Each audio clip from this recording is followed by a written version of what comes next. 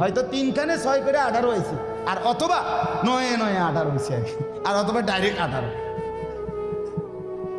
তার মানে 18 ঠিক, হয়তো 318 অথবা 9 দুগুণে 18 অথবা ডাইরেক্ট কি, মানে আমনে দান্দা বাড়াইয়া লাভ নেই।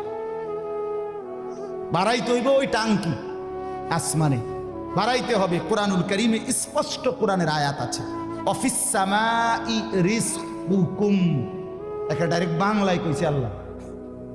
আমার শায়েখ আরিফ বিল্লাহ হাকিমুন নফস আল্লামা মুফতি মুশতাকুন নবী কাসিমি এ হুজুর মাঝে মাঝে মহব্বতে এই কথাটা বলে। কোনো কথা একদম খুব স্বাভাবিকভাবে যখন আল্লাহ বলছেন মনে হয় যেন বাংলায় বলছে। আল্লাহ বলে অফিস সামাই রিজকুকুম, বান্দা তোমাদের রিজিক আসমানে আসমানে আসমান। কোথায় বলেন না? এ খেতে না, গার্মেন্টসে না, মেলে না, ফ্যাক্টরিতে না, এগুলো সব আল্লাহর ফায়সালায়, আসমানি ফায়সালায় এখানে উৎপাদিত হচ্ছে। আল্লাহ আমাদেরকে বুঝ দান করেন। আমি আমার এই কথাটাই হৃদয়ের সবটুকু দিয়ে বুঝাইতে চেষ্টা করলাম। শুধু কেবল দুনিয়া নিয়ে কারাকারি করা না, শুধু দুনিয়া নিয়ে ব্যস্ত না জিন্দিগি। বাপ আমার, যুবক ভাই তোমার কাছে আমার অনুরোধ, মুরব্বী বাবা আপনাদের কাছে আমার অনুরোধ, কাজে লাগাইলেও এই হায়াত নষ্ট করে দিল এই হায়াত, বন্ধু গড়লেও এই হায়াত নষ্ট করলেও এই হায়াত। না আপনি আবার ফিরে আসবেন, না আমি আবার ফিরে আসব। দোস্ত আমার, হায়াতকে কদর করে, জিন্দিগিকে কদর করে। আর আসবেন না আপনিও, আর আসবো না আমিও। এবার আমার এই আয়াতের তর্জমাগুলো শুনেন, তাইলে আমার কথা শেষ। আমি কয়েকটা আয়াত, ছোট্ট ছোট্ট আয়াত, 15টা আয়াত পড়ছি। অল্প সময় আমি কথা শেষ করে দিচ্ছি। মূলত এখানে 29 নম্বর পারা, কোরআনুল কারীমের 75 নম্বর সূরা। সূরাটার নাম হলো কিয়ামা, মানে কিয়ামত। কিয়ামত আর কি, এই শব্দটা এই সূরাটার নাম।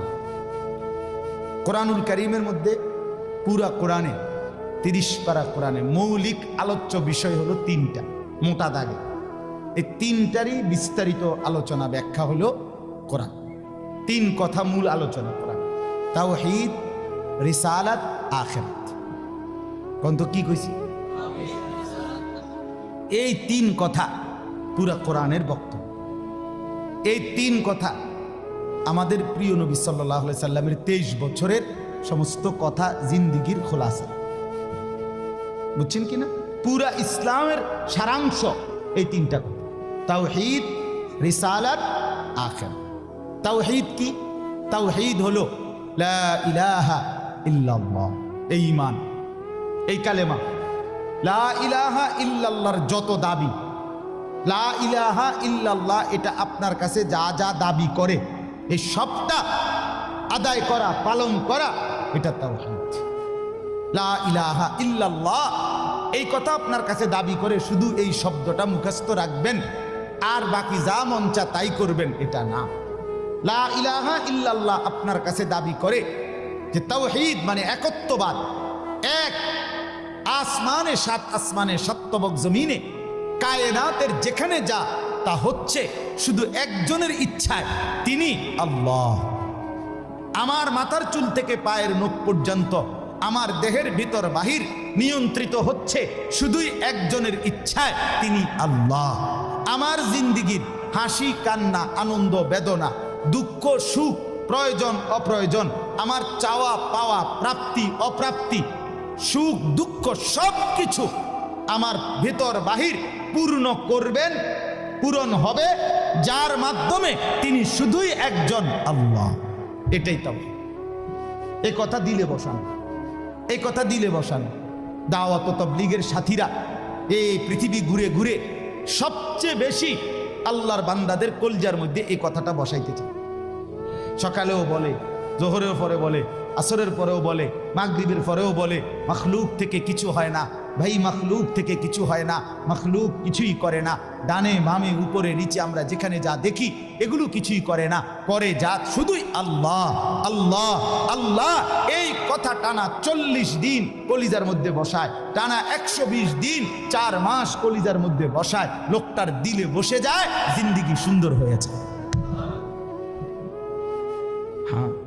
এটা পরীক্ষিত জায়গা, পরীক্ষিত পরীক্ষিত। এই জন্য ওলামায়ে কেরামের তত্ত্বাবধানে নিজ নিজ অঞ্চলের সংখ্যাগরিষ্ঠ ওলামায়ে কেরামের তত্ত্বাবধানে মশওয়ারায় পরামর্শ নিয়ে দাওয়াত ও তাবলীগের সাথে জুড়ে থাকবেন, বলেন ইনশাআল্লাহ।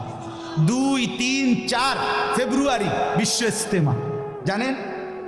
2, 3, 4 ফেব্রুয়ারি বিশ্ব ইজতেমা। বলেন কত তারিখ? ফেব্রুয়ারি। ফেব্রুয়ারি কর না কেন? 2, 3, 4 ফেব্রুয়ারি। বলেন কত তারিখ? বিশ্ব ইজতেমা। আল্লাহ কবুল করেন। আপনারা আমরা সবাই যাব ইনশাআল্লাহ। তো বলতেছিলাম এই তাওহীদ লা ইলাহা ইল্লাল্লাহ এটা কলিজার মধ্যে বসানো। নবী সাল্লাল্লাহু আলাইহি সাল্লাম বলেন, আল্লাহর নবী বলছেন, ওয়ালাম আন্নাল উম্মাতা লাউ ইজতামাআত আলা আন ইয়ানফাউকা বিশাইইন লাম ইয়ানফাউকা ইল্লা বিশাইইন কাদ কাতাবাহু আল্লাহু লাক। আল্লাহর নবী বলেন, উম্মত শোনো, গোটা পৃথিবী যদি একত্রিত হয়ে সিদ্ধান্ত নেয় তোমার একটি উপকার করবে, কিছুই করতে পারবে না। তোমার কেবল সেই উপকারটাই হবে যেটা আল্লাহ তোমার জন্য তাকদীরে আসমান জমিন সৃষ্টির 50,000 বছর আগে লিখে রেখেছে। ওয়ালা বিজতামাউ আলা আন ইয়াদুররুকা বিশাইইন কাদ কাতাবাহু লাম ইয়াদুররুকা ইল্লা বিশাইইন কাদ কাতাবাহু আল্লাহু আলাইকা। সবাই মিলে যদি এটাও সিদ্ধান্ত নেয় তোমার একটি ক্ষতি করবে, বিপদে ফেলবে, মুসিবতে ফেলবে, আল্লাহর নবী বলেন কোন মুসিবত তোমার আসবে না, আসবে কেবল সেই মুসিবতটাই যেটা আল্লাহ তোমার জন্য তাকদীরে লিখে রেখেছেন। রুফিআতিল আকলাম ওয়া জাফফাতিস সুহুফ। নবীজি বলেন এই কথার পরে তাকদীরে, যেমন এইখানে হিলফুল ফুজুল যুব সংগঠন নাগরাপাড়া ফইটাদি, এরপরে আর লেখা নাই, আসেনি, এরপরে নিচে দিয়ে আর কিছু, এখানে এসে লেখা, এটা কি হয়েছে? শেষ হয়েছে। আল্লাহ তাআলা রসুল বলেন তাকদীরের লেখা এই গোটা আল্লাহর সৃষ্টি, আল্লাহ ব্যতীত যত সাই সব কিছুর তাকদীর আছে। বুঝেন নাই কথা? এটা আল্লাহ ব্যতীত যত কিছু সব কিছুর কি আছে? এই গাছ মাছ, আকাশ জমিন, হ্যাঁ, এই মশা মাছি পিঁপড়া যা কিছু আছে আল্লাহ সৃষ্টি, নদী সাগর সব কিছুর কি আছে? তাকদীর আছে। এই নদীতে কতদিন জোয়ার আসবে এটা লেখা আছে, কতদিন ভাটা আসবে এটা লেখা আছে। তাকদীর শুধু মানুষের না, তাকদীর মা সেওয়াল্লাহ, আল্লাহকে বাদ দিয়ে যা সব কিছুর তাকদীর আছে। ও পিঁপড়ারও তাকদীর আছে। এবার আমার থেকে বাচ্চা গেছে গায়ে, এবার টিপ দিয়ে মেরে গেছে, ঠিক কিনা বলেন না? হ্যাঁ, মশা আমারে কামড়াইয়া গেছে, আমি পারছি না ধরতে, দেবটা মেরে গেছে। এই তাকদীর লেখা আছে, ফয়সালা আছে।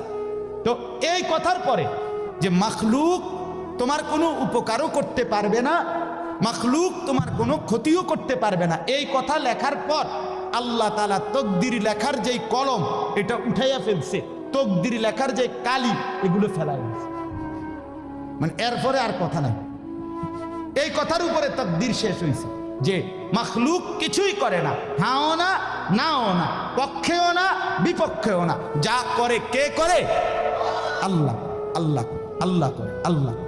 বলে তো ডাক্তারে চিকিৎসা করলে রুগী ভালো হয়, এই ডাক্তারে চিকিৎসা করলে রুগী মারাও যায়। যে হাসপাতালে রুগী সুস্থ হইয়া বাড়ি যায়, এই হাসপাতাল থেকে রুগী মইরা অ্যাম্বুলেন্সে ওঠে, ঠিক কিনা বলেন? তাহলে বুঝা গেল মাখলুক থেকে। কার থেকে? এই সহজ কথা বললাম, তাওহীদ। এটা রিসালাত কি? রিসালাত হলো মুহাম্মাদুর রাসূলুল্লাহ সাল্লাল্লাহু আলাইহি ওয়াসাল্লাম। তার মানে মাথার চুল থেকে পায়ের নখ, জিন্দিগির পুরাটা, এই দেহের সব কিছু, এবং আমার জীবনের একেবারে ঘর থেকে দেশ জাতি রাজনীতি, ঘর পরিবার সমাজ, আচার আচরণ, বাজার ব্যবসা, লেনদেন, হাসি কান্না, আয় উপার্জন, সামাজিকতা, অনুষ্ঠানাদি, পাড়াপড়শি, সমাজের আমার জিন্দিগির, আমি এক মানুষ জীবনে যা করব, ঘরে কিংবা বাইরে, হাটে কিংবা মাঠে, বাজারে কিংবা ব্যবসায়, আয়ে কিংবা লেনদেনে, দেশে কিংবা রাজনীতিতে, সব কিছু একজন রসূল মুহাম্মদ সাল্লাল্লাহু আলাইহি সাল্লাম উনার দিক নির্দেশনায়, উনার সুন্নাতে, উনার তরিকার উপরে করা, এভাবে জীবনটাকে গঠন করা, এটার নাম রিসালাত। এটার নাম রিসালাত। কোনোভাবেই বাপ এই কথা বলার কোনো সুযোগ নাই, ইসলামকে কোনো একটা জায়গার মধ্যে সীমাবদ্ধ করার কোনো অনুমতি নাই, এটা ঈমান থাকবে না। ইমান থাকবে না। সোজা কথা। হুজুর এর দূর পর্যন্ত কইতে পারবেন, এর বেশি যাইবেন না, না এই কথা বলার সুযোগ না। এটা কুফরি, কুফরি। ইসলামকে রাজনীতিতে টাইনে আইনেন না, ইসলামকে এলাকার টাইনে আইনেন না, ইসলামকে বাজারে টাইনে আইনেন না, ইসলামকে হাটে টাইনে আইনেন না, ইসলামকে ওইখানে না না। এটা যদি আপনি বিশ্বাস করে কন, এটা যদি আপনার কলজার থেকে কইয়া থাকেন, আপনার ইমান নেই। কথা বুঝেন না? সাবধান। হ্যাঁ, অপ্রিয় হইতে পারে কোনোটা, কোনোটা আপনার অপছন্দ হইতে পারে, কোনোটা আপনার গায়ে লাগতে পারে, কোনোটা আপনার নেগেটিভ হইতে পারে, কিন্তু এর মানে ইসলাম, আল্লাহর কোরআন, শরীয়তের বিধান, রাসূলুল্লাহর সুন্নাহ, জিন্দেগি আপন ধারায় চলতে দিতে হবে। আল্লাহ আমাদেরকে বুঝ দান করে। কোনো কিছুতে এই দাড়ি রাসূলুল্লাহ সাল্লাল্লাহু আলাইহি সাল্লামের বিধান কিনা, কথা বলেন না, বিধান কিনা, আপনি এটাকে তুচ্ছ তাচ্ছিল্য করলে হবে। আপনি এটাকে অবজ্ঞা করলে, হ্যাঁ হুজুর আর ওয়াজ নাই, ঘুরে ফিরে কেবল দাড়ির কথা বলতেছেন, আর কোনো আছে, এটাও একটা ওয়াজ, আপনি এটাও শুনেন, এরপর একটি শুনেন, অসুবিধা কি? আরো কমু, আপনি থাকলে তো আমি আরো কমু, অসুবিধা কি? কথা বুঝেন নাই? আমি এই কথাটা আমি এটা কি বুঝাইতে চাইলে, এটা কি বলতে চাই? আমি একবার একজনকে বলছিলাম যে আমি এই বলতে পারবো না, ওই বলতে পারবো না, একটা কাগজ লিখে দিছি উনি, এডি কম যাইত না। আমি মাশাআল্লাহ, যেটি কওয়া যাবে না, এরপরে নিচে লিখে দিছে কোরআন সুন্নাহর কথা বলবেন। তো আমি বললাম এগুলো তো বাদ দিলাম, কোরআন সুন্নাহর কথাগুলো এডি বাদ দিয়া কি হইতে পারে? আঙ্কেল আপনি যদি স্যাম্পল হিসাবে আপনি কিন্তু 10টা মিনিট কইয়া দেন যে এগুলো হইল কোরআন হাদিসের কথা, এরপরে আমি ব্যাখ্যা করবো, আপনি কিন্তু শুধু মূল বক্তব্যটা শিরোনাম দিয়ে আপনি গুদুর কইয়া দেন যে এটা কি কইতাম, আপনি এগুলো কি আর আমরা জানি? তো আপনি না জানলে কাগজ লেখেন। এটা তো একটা স্ববিরোধী কথা হলো, স্ববিরোধী কথা না। আপনি জানেন না, এদিক দিয়েও আপনি এটা বুঝেন, আবার আপনি আইন কানুন দেখাইতে আছেন, তো এটা আপনি কি বুঝে আইন দিলেন? আল্লাহ আমাদেরকে বিবেক দান করেন। এটা ইনসাফ না, বরং জীবনের সব কিছু রাসূলুল্লাহ সাল্লাল্লাহু আলাইহি ওয়াসাল্লামের সুন্নাহর আলোকে, দিক নির্দেশনার আলোকে পালন করা, এটা ইনসাফ, এটাই দ্বীন, এটাই ইসলাম, এটাই শরীয়ত, এটাই নাজাত, এখানেই জান্নাত। আমার ঘাটতি আমাকে মেনে নিতে হবে, আমার কমতি আমাকে এটা মেনে নিতে হবে। মেনে নিতে হবে কিনা বলেন? হ্যাঁ, স্বীকার করতে হবে, এটা আমার কমতি, এটা আমার ঘাটতি। অবজ্ঞা করা যাবে না, তুচ্ছ তাচ্ছিল্য করা যাবে না, টিটকারি মস্কারি করা যাবে না। ইসলামের একটা ছোট্ট জিনিসকেও তিরস্কার করা, তুচ্ছ তাচ্ছিল্য করা, ইস্তেহজা করা, এটা কুফর। আপনি জিজ্ঞাসা ওলামায়ে কেরাম, এটা শরহে আকায়েদের মাসআলা, কুফরি। আপনি দাড়িকে, মেসওয়াককে, টুপিকে, পাঞ্জাব, যা কিছু ইসলামের নিদর্শন, তার একটি জিনিসকেও আপনি অবজ্ঞা করতে পারবেন। ইস্তেহজা আপনি পালন না করা, এটা হলো কবিরা গুনাহ, আর অবজ্ঞা করা কুফর। একদিন মসজিদে মুয়াজ্জিন বেচারা পাগড়ি মাথা দিতেছে, ভদ্রলোক পয়সাওয়ালা মাতবরে এনে খাড়াইয়া এক পাশে প্রথম কাতারে, সে বলতেছে এই সমস্ত তেনাতুনা বান্ধনের টাইম এখন আসেনি।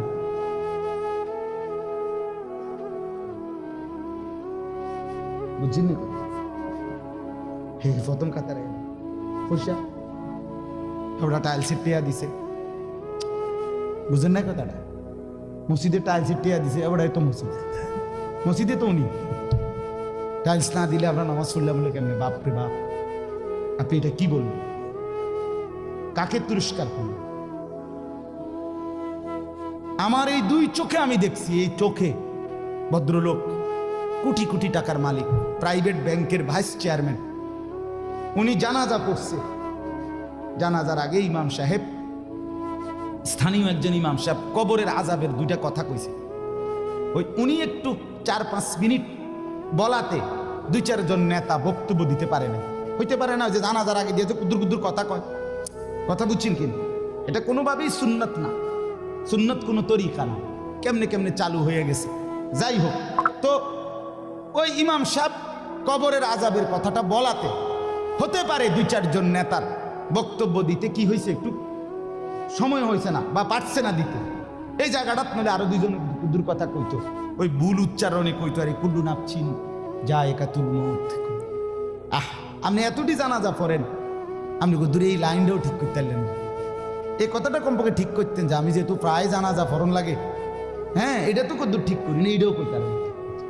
তো যাই হোক, উনি ডাইকা ইমাম সাহেবকে বলতেছে, আমি নিজে দেখছি, উনি ডাইকা বলতেছে, হুজুর কবরের আযাবের মিথ্যা ভয় দেখিয়ে লোকদেরকে আর কতদিন বোকা বানিয়ে রাখবে। মুসলমানের বাচ্চা জানাজা পড়ছে, অহংকার করে গেলেন দুনিয়াতে আর কি। এরপরে মরতেন না, আপনি মরতেন না, আপনি কবরে যাইতেন না শেষ পর্যন্ত না, ফেরেশতা আপনারে দেখবে না কবরে। আল্লাহ আমাদেরকে বুঝ দান করে। আমার বাপ, আমি দিল থেকে বলতেছি, অন্তর থেকে, পুরা দিন রাসূলুল্লাহ সাল্লাল্লাহু আলাইহি সাল্লামের সুন্নাতকে, নবীজির কোনো তরিকাকে, কোনো কথাকে আপনি প্রথম ধাক্কায় ফেলে দিবেন না। কথা রুচেন কিনা বলেন, মাথা নোয়ায় ফেলবেন, নত নিজেকে ছোট করেন, এরপরে ভাবেন আমার এই ত্রুটির সমাধান কি করতে পারি। ঠিক কিনা বলেন? আল্লাহর কাছে বলেন, মাওলা আমি যে এই কারণে পারতেছি না, আপনি তৌফিক দেন, আপনি সুযোগ দেন, আপনি ব্যবস্থা করেন। আল্লাহ চাইলে ব্যবস্থা করেন। তাহলে রিসালাত। 3 নাম্বার হলো আখিরাত। 3 নাম্বার হলো কি? আখিরাত মানে জীবনের সব কিছুকে, আখিরাতকে মাথায় নিয়ে আমাকে মরতে হবে। কবর, হাসর, মিজান, ফুলসিরাত, আমার হিসাব, আমার আমলনামা, ফুলসিরাত পার, জান্নাত কিংবা জাহান্নাম, এইটাকে মাথায় রাইখেই আমার হাঁটা চলা, আয় উপার্জন, স্ত্রী সন্তান, সংসার, আমার চলা ফেরা, আচার অনুষ্ঠান, বাজার ব্যবসা, লেনদেন, মানে কোনো কিছু করতে গিয়ে আমার যেন আখিরাত ক্ষতিগ্রস্ত হয়।